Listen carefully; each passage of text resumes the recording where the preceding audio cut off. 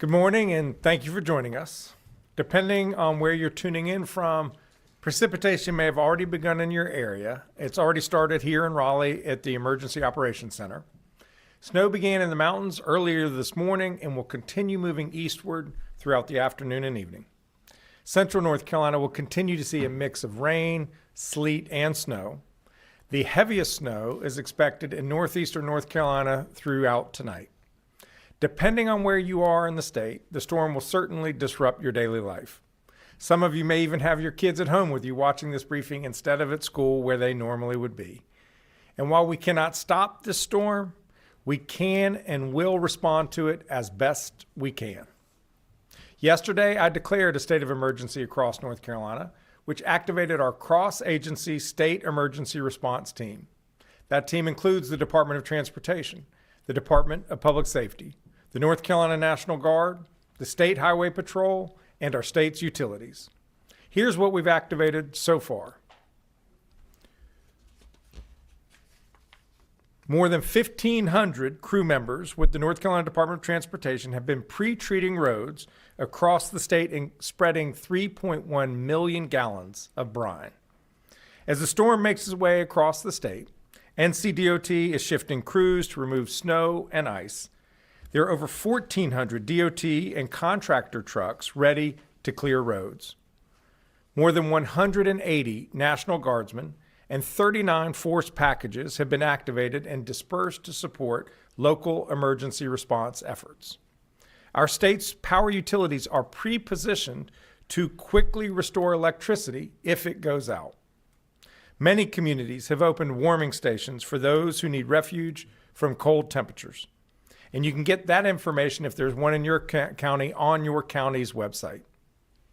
The State Highway Patrol has spent the past 24 hours clearing our highways of 273 abandoned cars on road shoulders to make them safer for travel and plowing. Please know that we are using every tool at our disposal to minimize the impact of this storm on you and your family.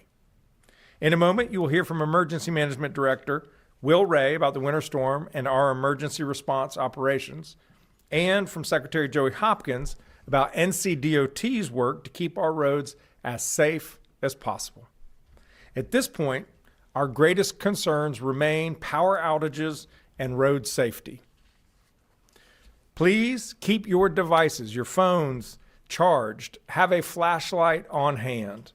And as you'll hear from both Director Ray and Secretary Hopkins reiterate, it will be unsafe to travel in many parts of North Carolina. So please avoid driving unless it's necessary.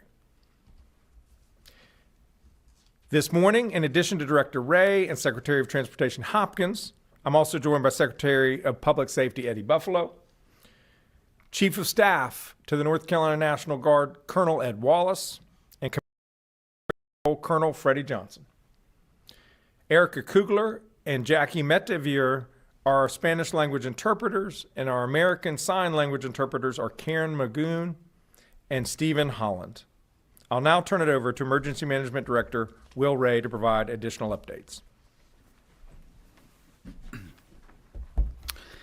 Thank you, Governor, and good morning. While we have seen fluctuations in the forecast over the past 24 hours, most of our state will see wintry weather conditions today through tomorrow. 1 to 2 inches of snow accumulation is expected across much of the state, with 2 to 4 inches of accumulation expected in our northern counties along the Virginia border.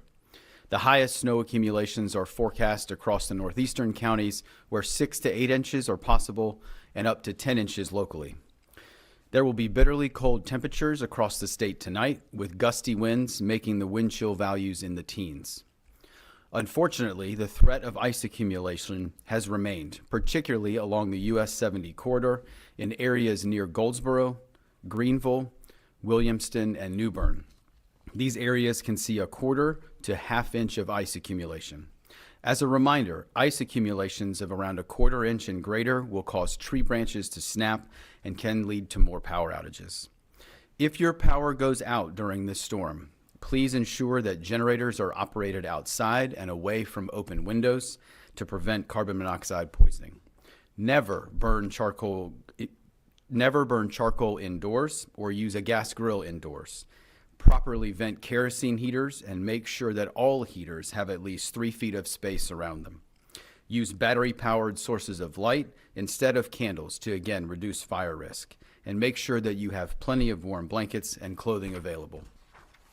As I stated yesterday, hazardous travel conditions are expected today over the next several days.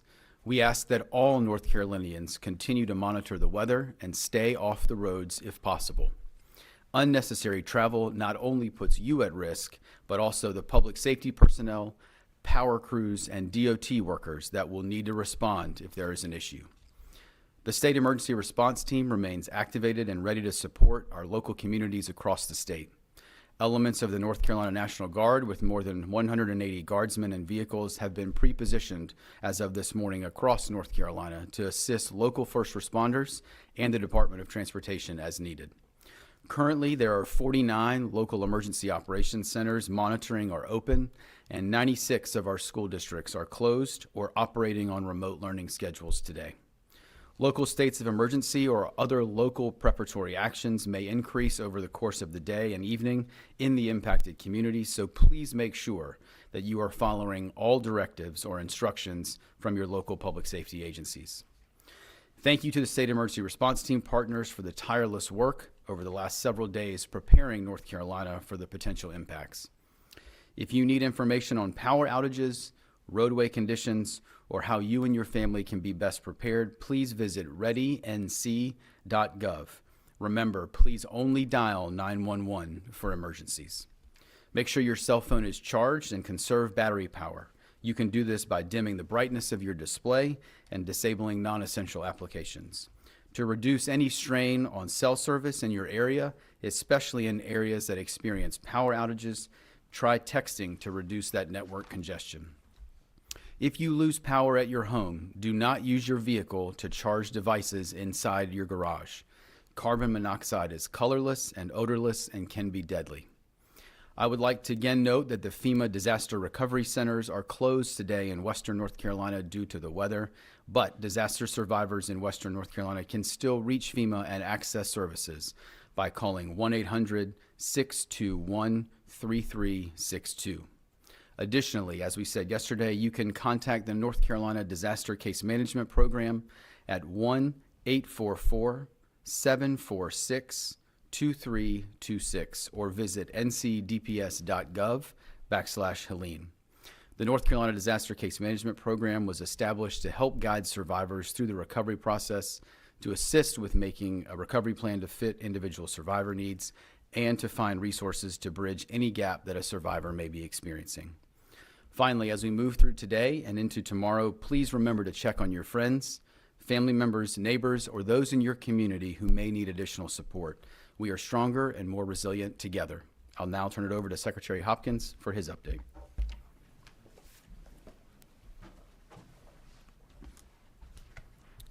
Thank you, Director Ray. Good morning.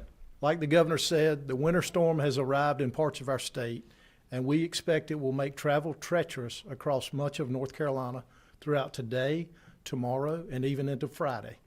By the end of today, we expect many routes to be covered with snow and ice in western, central, and parts of northeastern North Carolina. So please limit unnecessary travel. This will allow our crews, law enforcement, utility workers, and other public safety officials to do their work. After pre-treating hundreds of miles of highways with more than 3.1 million gallons of brine through the end of last night, our crews are now transitioning their focus and their equipment to clear roads as the storm moves across the state today. Again, as Governor Stein mentioned, we have more than 1,200 crew members already clearing roads or standing by ready to do so when the storm hits their area. And there are more than 1,400 DOT and contractor trucks available for this storm. We have more than 133,000 tons of salt on hand ready to treat ice-covered roads. Our crews will be working around the clock over the coming days and will not stop until roads are clear. It does include crews who are or will be out cutting and removing fallen trees and debris as necessary from roads, and also working with our utility partners in spots that involve down power lines. Most of the state is forecast to receive some combination of snow, ice, or freezing rain. While we will do our best to clear roads as quickly as possible during this event, it will take time with an event like this and as cold as it is and will be. As always, we are prioritizing clearing interstates and then US and NC routes, followed by secondary roads. Please watch out for trouble spots that may refreeze due to low temperatures tonight. This will be especially true in shaded areas as well as on bridges and overpasses. For drivers, these areas can be very unpredictable, and most of the time you aren't aware of them until it's too late. As conditions improve, please check drivenc.gov for the latest travel information. We ask that you please stay home if you can and stay safe. Thank you, and I'll turn it back over to Governor Stein.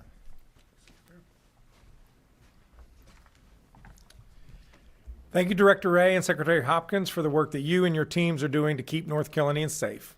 That is our number one priority. I also want to say a quick thank you to the men and women of the Asheville, Charlotte, Winston-Salem, and New Hanover County Fire Departments for answering the call to help our neighbors in Kentucky.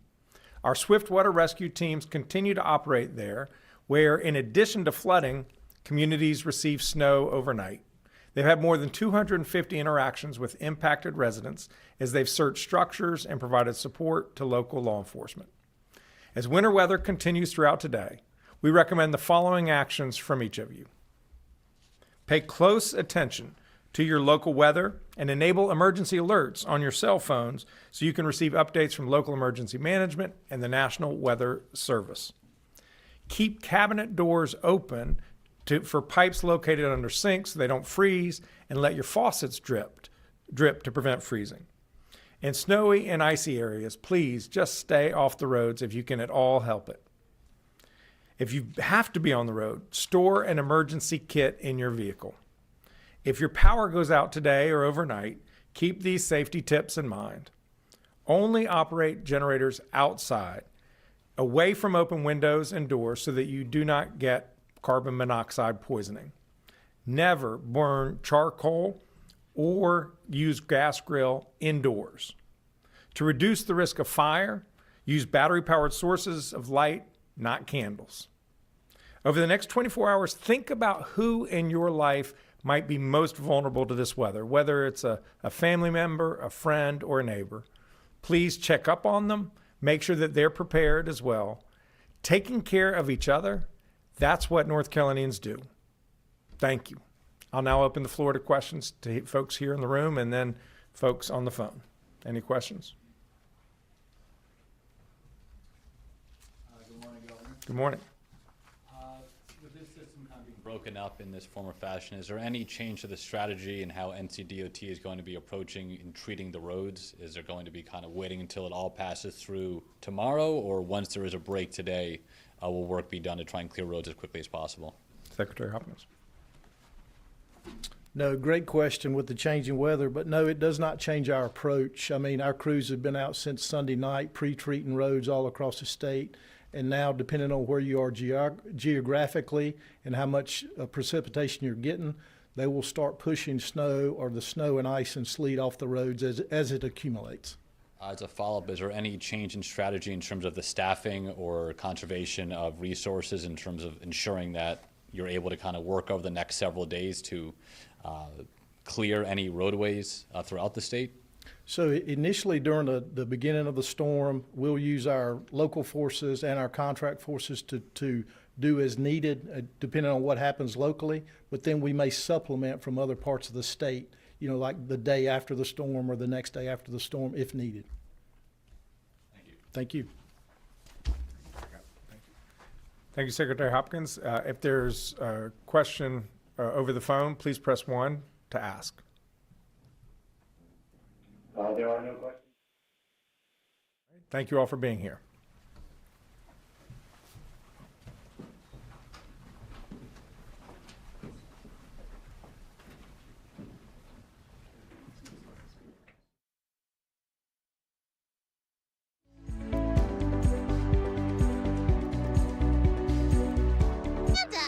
And I miss playing with just you, Donkey. Oh, it's all my fault, Panda. We gotta get back to our donkey and panda play dates.